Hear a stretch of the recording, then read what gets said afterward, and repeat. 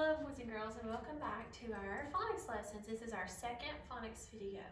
Today we're going to be learning some more special sounds. We have 3 special sounds we're going to learn today. Now let me tell you a little secret. 2 of them sound the same, but 1 of them sounds different, but they are all different and special and unique in their own way. So the first one we're going to learn is shun in nation, T-I-O-N. Now it sounds like there is a sh and ship special sound, S-H at the beginning, but T-I-O-N says shun, shun in nation. I'm thinking of a word that is something you go on when you take a trip. You might say, we are going on vacation. I hope you said vacation. Let's look at the word vacation. Do you see any special sounds in this word? I found one. I found our new one. T-I-O-N, vacation. How many syllables are in the word vacation? Let's clap and see. Ready? Vacation. 3 syllables in the word vacation. So once again, this special sound is shun in nation, T-I-O-N. Do you remember the name of our nation? Our nation is United States of America. The next special sound sounds just like shun in nation, but it's shun in missionary. Remember, a missionary is someone who tells others about Jesus, and you can be a missionary at home or wherever you go. You don't have to go to another country to be a missionary. So let's all work at being a better missionary for Jesus. Shun in missionary is spelled S-I-O-N. I'm thinking of a word that is something you have to do at school before you can go to the bathroom or get a drink or get out of your seat. You have to ask permission. I hope you said permission. Permission is a really big long word, and they've already divided it into syllables for you. Permission, 3 syllables. Do you see any special sounds in the word permission? I see some. I see inverse, E-R. And I see our new one, shun and missionary, S-I-O-N. Once again, this is shun and missionary, S-I-O-N. Now the last one we're going to learn does not sound like shun in missionary or shun in nation. It actually kind of tickles your teeth when you say it. Shun in television. So let's say that one together. Ready? Shun in television, S-I-O-N. If your teeth didn't tickle, you probably didn't say it right. Let's try it one more time. Shun in television, S-I-O-N. I'm thinking of a word that is something you have to make when you're trying to decide between something. You have to make a decision. Decision is right here. It's a big word too. And it is divided into syllables. Decision.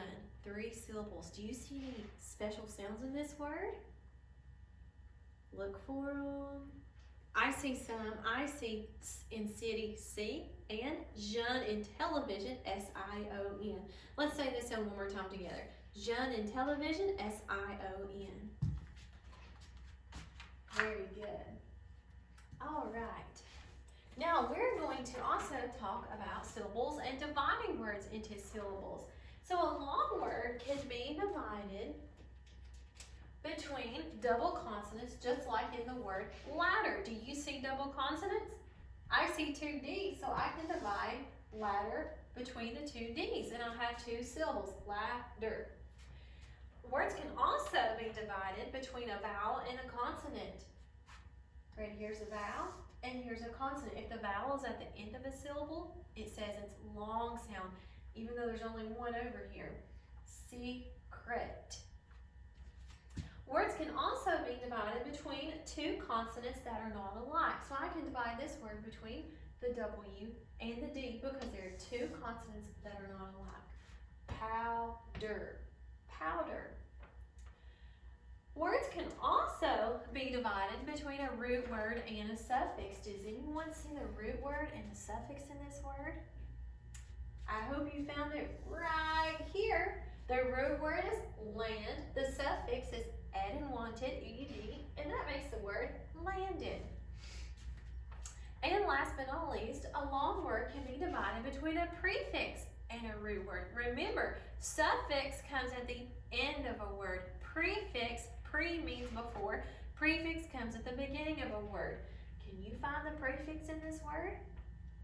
I hope you found un and unbutton you in, because that's where we're going to draw our line and divide this word.